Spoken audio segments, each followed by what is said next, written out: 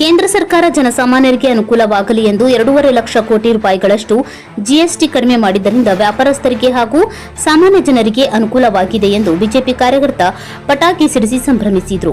ಪ್ರಧಾನಮಂತ್ರಿ ನರೇಂದ್ರ ಮೋದಿ ವಿತ್ತ ಸಚಿವರಾದ ನಿರ್ಮಲಾ ಸೀತಾರಾಮನ್ ಅವರಿಗೆ ಅಭಿನಂದನೆ ಸಲ್ಲಿಸಿದರು.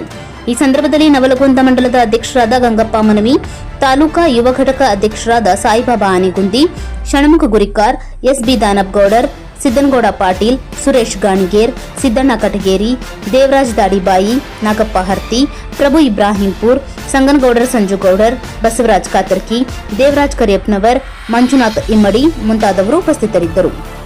ಆನಂದ್ ಬೆಳಗಲ್, ಕರಾಳ ಸತ್ಯ ನ್ಯೂಸ್, ನವಲಗುಂದ. ಇವತ್ತು ಜಿಎಸ್ಟಿಯಿಂದ ಅನುಕೂಲ ಆಗುತ್ತೆ. ಇವತ್ತು ರೈತ ಇರ್ಬೋದು, ಹಿಂದುಳಿದವರು ಇರ್ಬೋದು, ಕಟ್ಟಕಡೆ ವ್ಯಕ್ತಿ ಅಂದರೆ ಹಳ್ಳಿಯಿಂದ ದಿಲ್ಲಿವರೆಗೆ ಅಂತ ನಾವು ಕರಿತೇವೆ.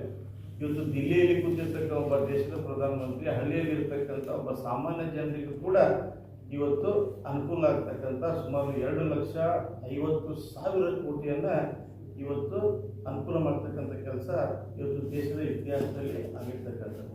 ಅಂದರೆ ನಾವೇನು ಹಿಂದೆ ವ್ಯಾಟ್ ಅಂತ ಕರಿತಾ ಇದ್ವಿ, ಸೇಲ್ ಟ್ಯಾಕ್ಸ್ ಅಂತ ಕರಿತಾ ಇದ್ವಿ, ಇವತ್ತು ಅದು ಬದಲಾಗಿದೆ. ಏಕರೂಪ ತೆರಿಗೆ, GST ಮೀನ್ಸ್ ಏಕರೂಪದ ತೆರಿಗೆ.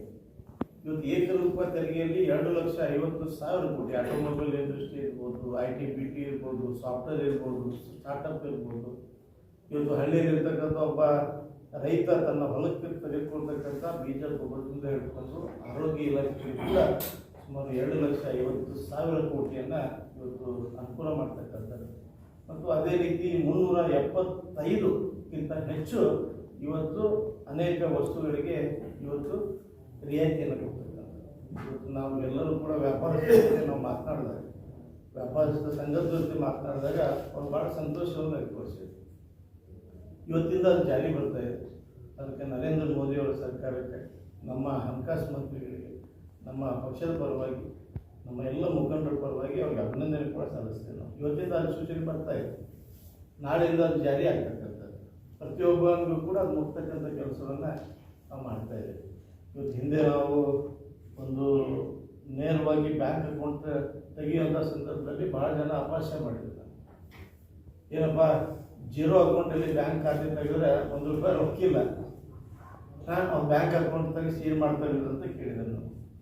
ಇವೆಲ್ಲವೂ ಕೂಡ ಅನುಕೂಲ ಆಗ್ತಕ್ಕಂಥ ಸುಮಾರು 135 ಕೋಟಿ ಜನರಿಗೂ ಕೂಡ ಇವತ್ತು ಅನುಕೂಲ ಆಗ್ತಕ್ಕಂಥ GSTಯನ್ನು ಇವತ್ತು ಅಧಿಸೂಚನೆ ಇವತ್ತು ಹೊರಗೆ ಬರ್ತಕ್ಕಂಥದ್ದಕ್ಕೆ ನಾವು ಈಗಾಗಲೇ ಕೂಡ ವಿಜಯೋತ್ಸವವನ್ನು ಕೂಡ ಆಚರಣೆ ಮಾಡಿದ್ದೇವೆ.